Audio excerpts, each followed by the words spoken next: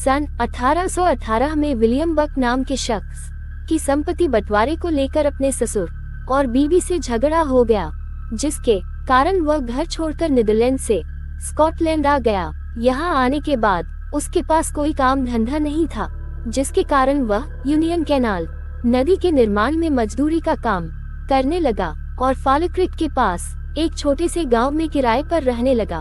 1827 में नदी का काम खत्म होने के बाद बक बेरोजगार हो गया। अब उसके पास कोई काम धंधा नहीं बचा था और उसके सारे पैसे भी खत्म हो चुके थे, इसलिए बक वह जगह छोड़कर एडिनबर्ग आ गया और यहाँ पर किराए के कमरे में रहने लगा। बक को रहने के लिए घर तो मिल गया, लेकिन जीविका चलाने के लिए कुछ काम धंधा तो करना ही पड़ेगा। शुरुआत में वह कपड़े बेचने का काम में लग गया, लेकिन उसमें उसे कोई विशेष लाभ नहीं मिला, जिसके चलते उसने ये काम छोड़कर मोची के काम में अपना हाथ आजमाया। इसमें उसे अच्छा लाभ हुआ। वह सप्ताह के 1 पाउंड कमा लेता था, जिससे उसका गुजारा अच्छे से हो जा रहा था। यहीं पर रहते हुए उसकी मुलाकात विलियम हरे नाम के व्यक्ति से हुई। जल्द ही दोनों में बहुत गहरी मित्रता हो गई। हरे भी बक की तरह नीदरलैंड से स्कॉटलैंड आया था और उसने भी कुछ साल यूनियन कैनाल पर मजदूरी का काम किया था। हरे जिस किराए के घर में रहता था, उसके मकान मालिक लोगे की 1826 में बीमारी के कारण मृत्यु हो गई। हरे ने चालाकी दिखाते हुए उसकी पत्नी मार्गरेट लिएट से शादी कर ली और उसके संपूर्ण संपत्ति का मालिक बन गया। 29 नवंबर 1827 को हरे के लोंजिंग हाउस में रहने वाले सेना से रिटायर एक बूढ़े व्यक्ति डोनाल्ड की मौत प्राकृतिक कारणों से हो गई, जिस पर हरे का 4 पाउंड का किराया बाकी था। उसकी मौत से हरे काफी दुखी हुआ, क्योंकि अब उसके 4 पाउंड डूब चुके थे। उसने अपने होने वाले नुकसान के बारे में बक को बताया। बक कुछ देर सोचने के बाद बोला, क्यों ना हम इस लाश को बेच दे, जिससे तुम्हारे नुकसान की भरपाई भी हो जाएगी और कुछ अतिरिक्त धन भी हमें मिल जाएगा। हरे को बक का यह सुझाव पसंद आया, लेकिन सवाल था कि इस लाश को खरीदेगा कौन। कुछ देर विचार विमर्श करने के बाद उन्होंने निर्णय लिया कि हम इस लाश को एडिनबर्ग यूनिवर्सिटी में बेचेंगे। दरअसल उस समय एडिनबर्ग यूनिवर्सिटी पूरे यूरोप में मानव शरीर शोध का केंद्र था। यहाँ छात्रों की संख्या अधिक होने के कारण मानव मृत शरीर की मांग बहुत ज्यादा बढ़ गई थी। दोनों लाश को लेकर यूनिवर्सिटी पहुँचे और इसे बेचने के लिए खरीदार को ढूंढने लगे। जल्द ही उन्हें प्रोफेसर रॉबर्ट नॉक्स के पास भेज दिया गया। रॉबर्ट नॉक्स शरीर रचना विज्ञान के प्रोफेसर थे। उन्होंने मृत शरीर की जांच की और उन्होंने इसका 7 पाउंड और 10 सेंट का भुगतान किया। जब पैसे लेकर दोनों बाहर आ रहे थे, तो प्रोफेसर नॉक्स के एक सहायक ने उनसे कहा कि प्रोफेसर, तुम लोगों दोबारा देखकर अधिक प्रसन्न होंगे जब तुम्हारे पास एक और मानव मृत शरीर होगा। कुछ दिनों बाद हरे के यहाँ रहने वाले एक किराएदार जोसेफ हेयर बीमार पड़ गया। हरे की पत्नी को चिंता होने लगी कि घर में कोई बीमार व्यक्ति रहेगा तो हमारे व्यापार में हानि होगी। हरे अपनी इस समस्या को लेकर बक के पास गया। फिर दोनों ने कुछ ऐसा निर्णय लिया जिसके बारे में जानकर आप भी सोच में पड़ जाएंगे। कोई पैसे के लिए इतना कैसे गिर सकता है। यह महीना जनवरी का था। ठंड अच्छी खासी पड़ रही थी। बक और हरे जोसेफ के कमरे में गए, उसे जमकर विस्की पिलाई। जब वह बिल्कुल नशे में हो गया, बक उसके ऊपर बैठकर उसे दोनों हाथों से पकड़ लिया और हरे को इशारा किया कि उसकी गर्दन दबा दे, जिससे उसकी दम घुटने से मौत हो जाए। हरे ने बिल्कुल वैसा ही किया। सबसे पहले हरे ने तकिए से गला घोंटने की कोशिश की, लेकिन जब उसे इसमें कामयाबी नहीं मिली तो तकिए को साइड फेंककर हाथ से जोसेफ का गला दबाने लगा। कुछ देर की छटपटाहट के बाद जोसेफ ने दम तोड़ दिया।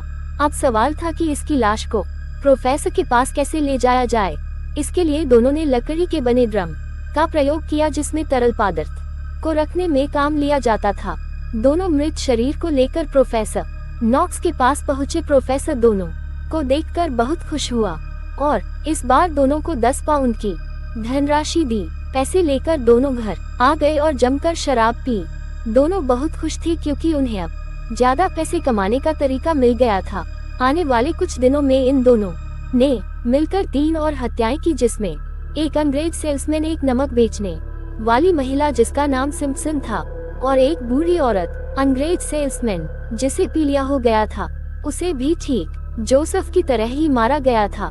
और नमक बेचने वाली महिला को हरे की पत्नी बहला फुसला कर अपने घर लाई, जहाँ पर हरे और बक ने मिलकर उसकी हत्या कर दी। सभी लोगों को गला घोंट कर मारा गया था। गला घोंट कर मारने का सबसे बड़ा कारण था कि इससे किसी को शक भी नहीं होगा और प्रोफेसर को अपने परीक्षण के लिए एक साफ सुथरी मृत शरीर मिल जाएगा। इन तीनों मृत शरीर के प्रोफेसर नॉक्स ने 10 पाउंड की रकम चुकाई। उसके कुछ दिन बाद मैरी पैटरसन नाम की महिला की मृत्यु बक के साथ शराब पीते हुए प्राकृतिक कारणों से हो गई। दोनों ने मिलकर इसके शरीर को भी प्रोफेसर नॉक्स को बेच दिया। इस मृत शरीर को देखकर प्रोफेसर बहुत प्रभावित हुआ। उसने ऐसी ताजी बॉडी कभी नहीं देखी थी। प्रोफेसर ने इस बॉडी को लगभग 3 महीने तक विस्की में डुबा कर रखा, फिर उस पर अपने परीक्षण किए।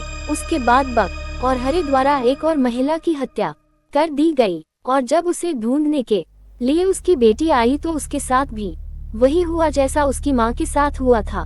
कुछ दिन बाद कपड़े बेचने वाली इफी नाम की महिला की भी हत्या की गई।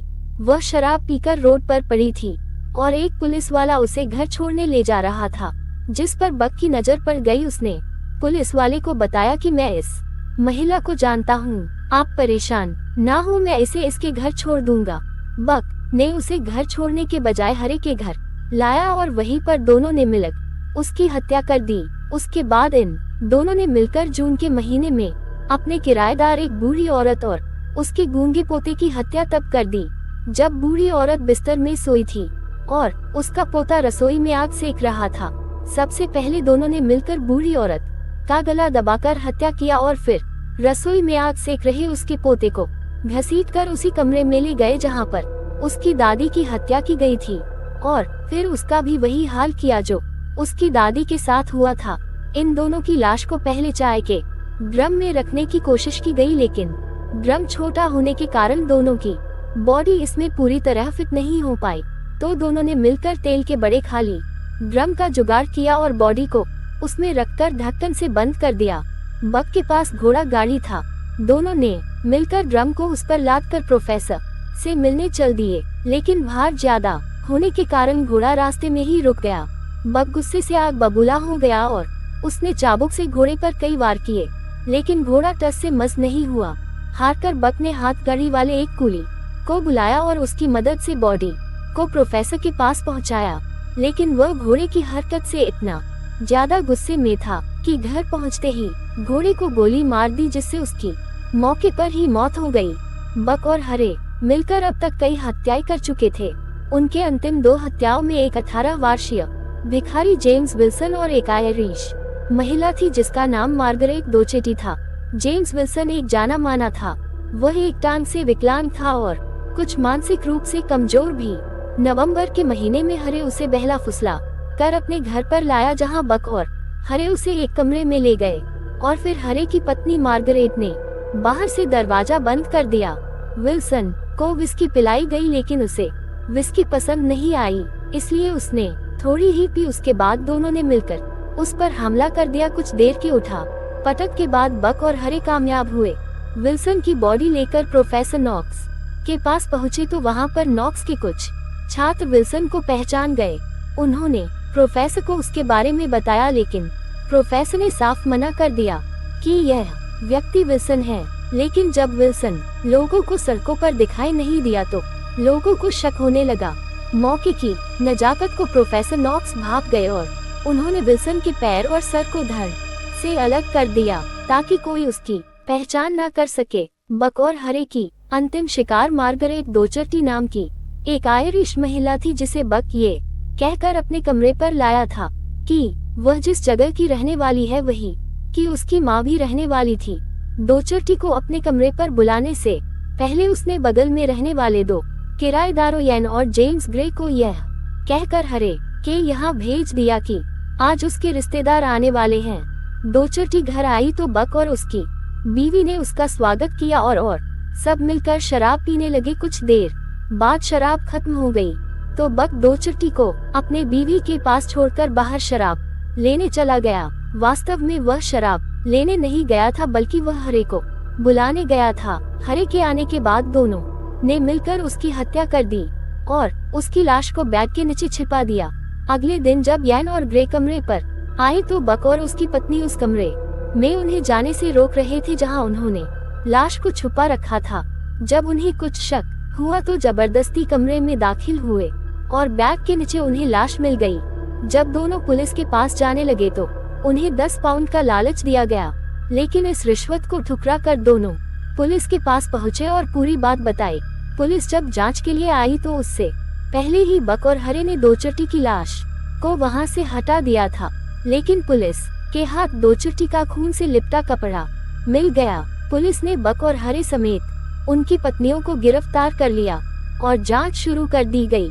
चारों को अलग अलग बैठाकर बयान लिया गया, लेकिन किसी के बयान आपस में मेल नहीं खा रहे थे। पुलिस ने अपने हिसाब से जांच शुरू की, लेकिन उनके पास से कोई सबूत नहीं मिला। प्रोफेसर नॉक्स से भी पूछताछ की गई, लेकिन उसके खिलाफ भी कोई सबूत नहीं मिला। दोचट्टी के मिले कपड़े के आधार पर बक को दोषी ठहराया गया और हरे, जिसके खिलाफ कोई सीधे सबूत नहीं मिले, वह सरकारी गवाह बन गया और उसकी सजा कम कर दी गई, लेकिन बक को फांसी की सजा सुनाई गई। बक को 28 जनवरी 1929 को सुबह 25,000 लोगों के बीच फांसी पर लटका दिया गया। कहानी अच्छी लगी तो चैनल को लाइक करें और सब्सक्राइब करें। Thanks for watching.